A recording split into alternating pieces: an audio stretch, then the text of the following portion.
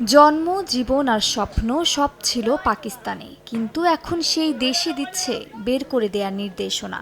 আফগান উদ্বাস্তুরা বলছেন তারা কোনোদিন আফগানিস্তান দেখেইনি, তবু ফিরতে হচ্ছে সেই দেশে যেখানে ঘর নেই, ভবিষ্যৎ নেই, নিরাপত্তাও নেই।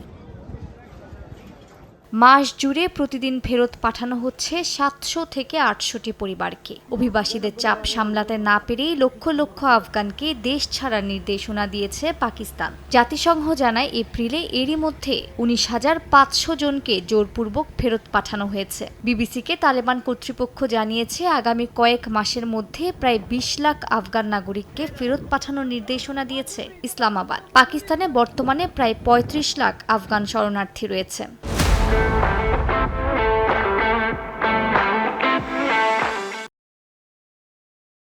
আফগানিস্তানের রাজধানী কাবুলে তালেবান সরকারের সঙ্গে বৈঠক করেছেন পাকিস্তানের পররাষ্ট্রমন্ত্রী ইসহাক দার। বৈঠকে জোরপূর্বক আফগান নাগরিকদের ফেরত পাঠানোকে অমানবিক হিসেবে আখ্যা দিয়েছেন আফগান পররাষ্ট্রমন্ত্রী আমির খান মুত্তাকি। একই সঙ্গে এই গণনির্বাসন নিয়ে উদ্বেগ প্রকাশ করেছেন তালেবান মুখপাত্র।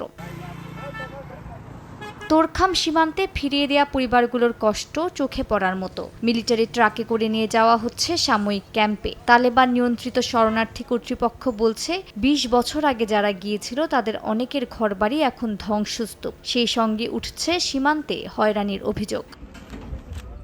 মালিহা সুহরাওয়ার্দী, সময় সংবাদ।